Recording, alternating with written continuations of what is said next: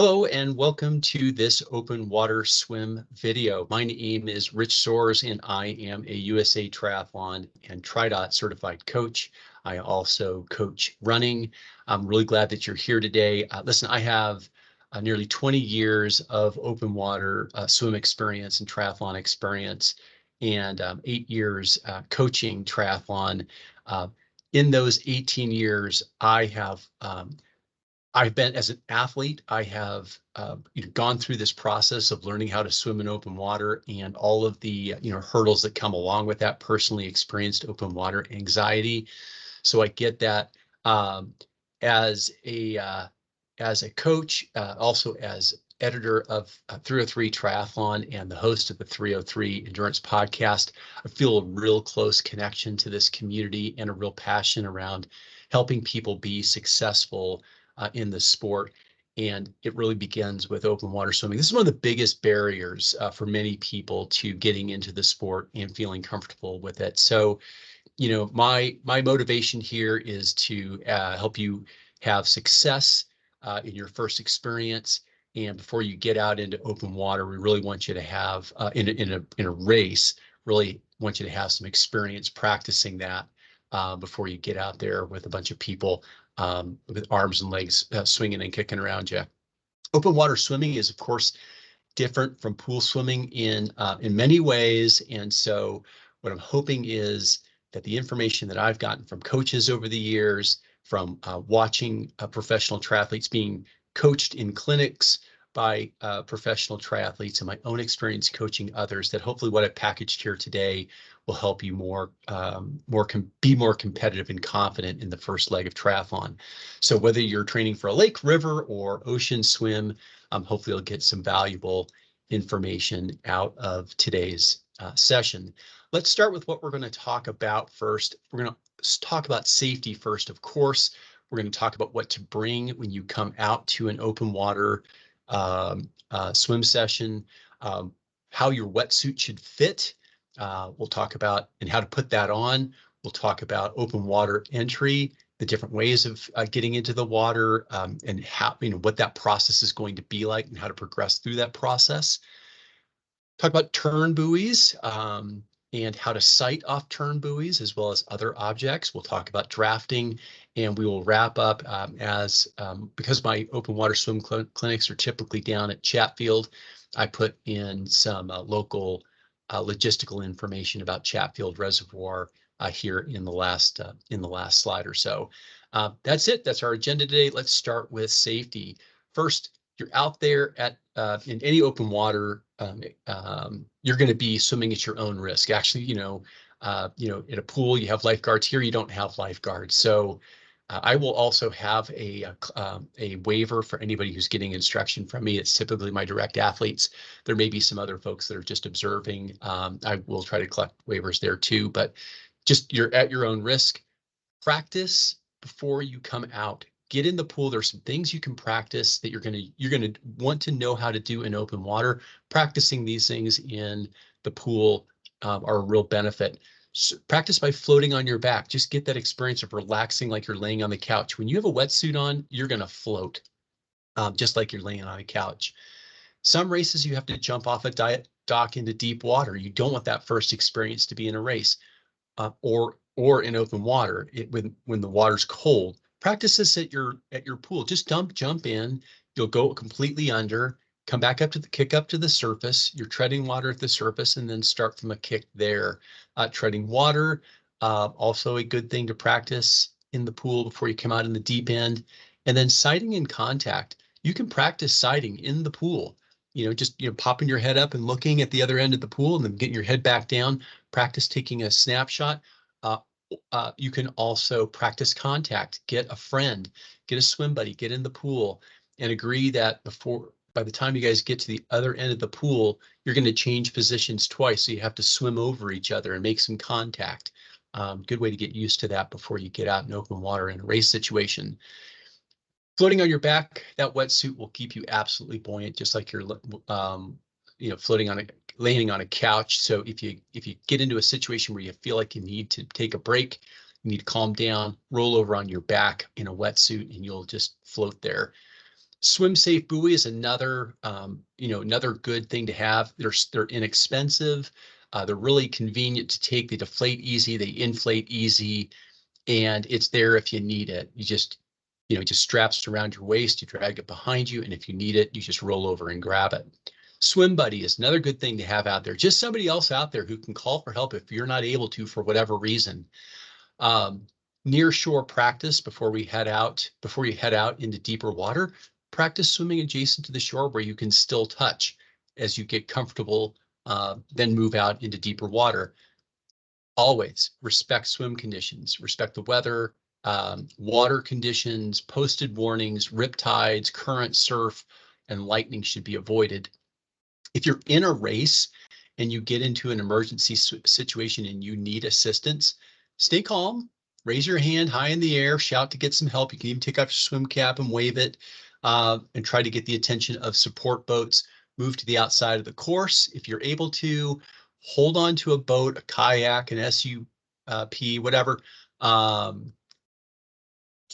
you feel comfortable moving on and then progress on your own power. There should be resting crafts throughout the course. All right, let's talk about wetsuit fit. Oh, sorry, let's talk about what to bring. Bring your wetsuit, bring some goggles, a swim cap, tri-slide, or a plastic bag to help put on your wetsuit.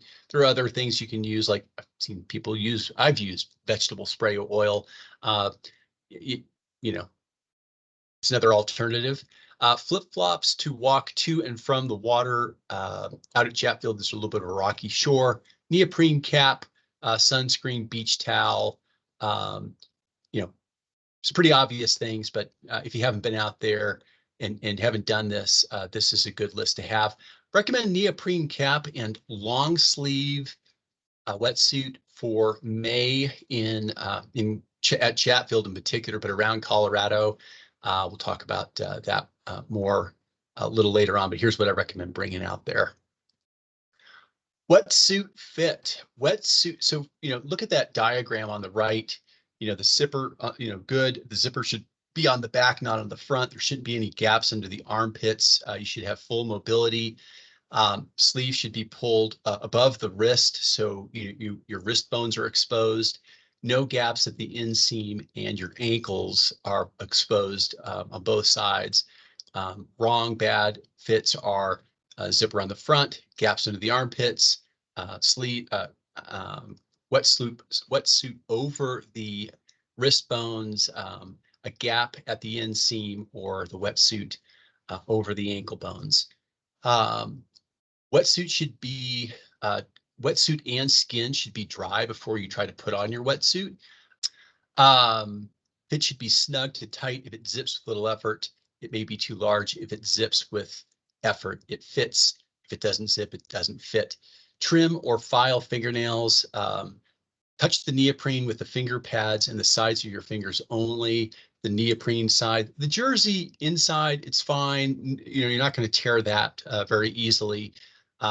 Use lubricant products like Tri-Slide, or bring a plastic like grocery bag with you. You can use it to put your hands and your feet through the sleeves and leg holes of your wetsuit. So feet first, you're using Tri-Slide on your feet, your calves, front, back, up to the thighs and knees and thighs.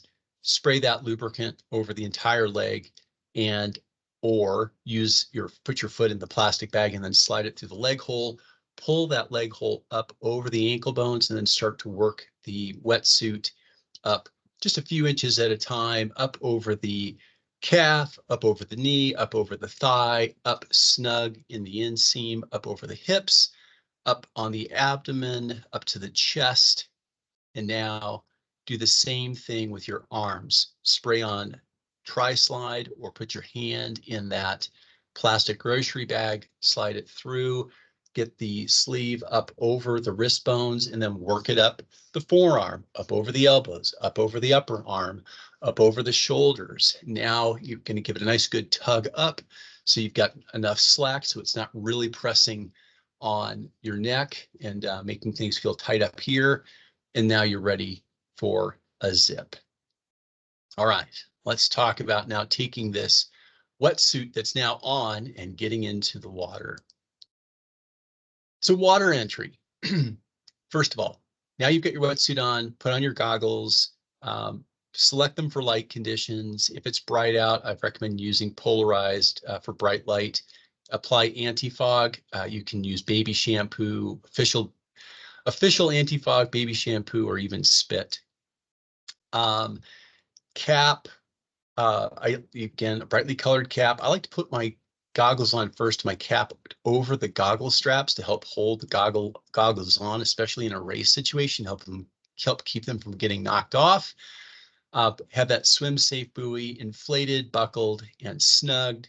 And then now you want to get ready for what's going to be this mammalian reflex. And what this is just carotid chemoreceptors that detect the cold water, and they make your body do a few things. They cause your vascular constriction so that all the blood starts to go to your core, to your vital organs, and now it's not in your working muscles. Your heart rate slows down and red blood cells get released. That feeling in open water can make it feel like, man, I'm weak, and my heart rate is, my heart's not doing what it normally does. Things feel weird. Get that over with. Best ways to do this are outside of the water, especially like if you're on race morning, you can take a bottle of water and just pour fresh water down the front of your wetsuit to get a layer of water between your body and the wetsuit. You can wade into the water and splash that cold water on your face, or dunk it under your suit. Just get it, flush your suit with cold water, and then just dunk yourself. Get used to that cooler water. Let the wetsuit do its thing with warming up a layer of water between the suit and your body. And now you're ready to start swimming and warming up. Parallel shore swimming is a great way to do this. Standing at water standing or in standing depth water, swim adjacent, swim just parallel to the shore, rather, back and forth, 100 yards to one side, turn around, come back. If you're still feeling good, there's a buoy about 100 yards offshore at Chatfield, which would be sort of the next progression there. Couple pro tips here. Try counting your strokes when you're swimming in open water. Sometimes it gives your mind something else to focus on other than, I can't see the bottom, the shore seems so far, the water feels so cold. Counting, like, for example, your right hand strokes, I'll do this.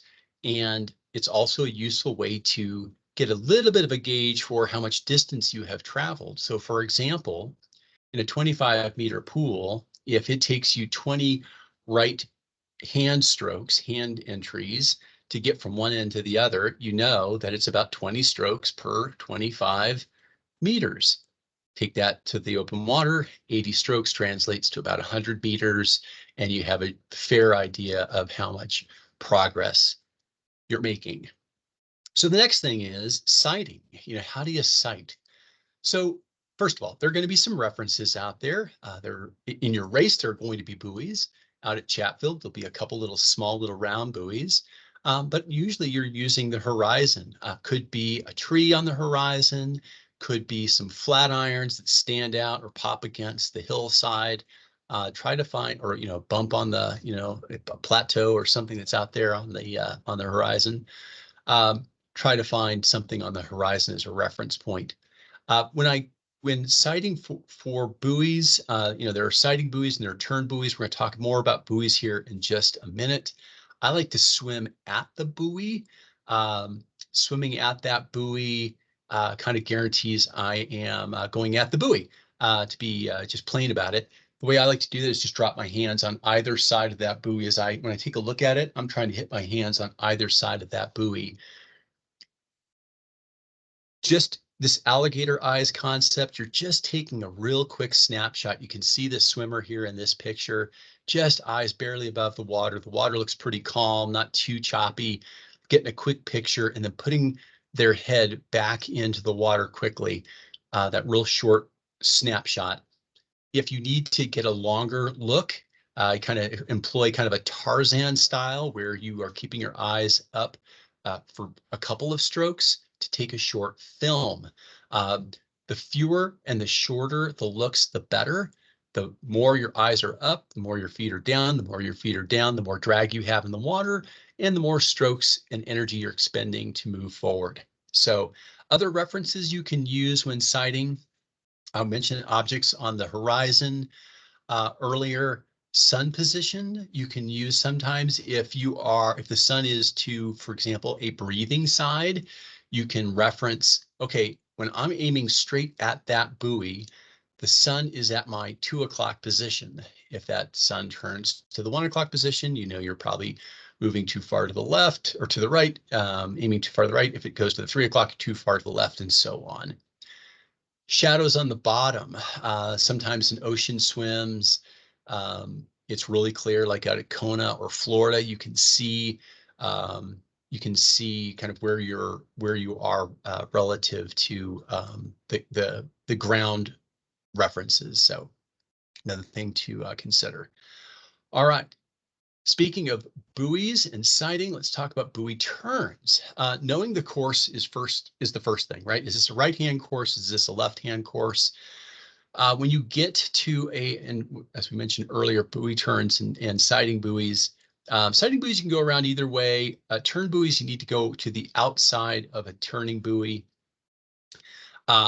Where to be at a turning buoy?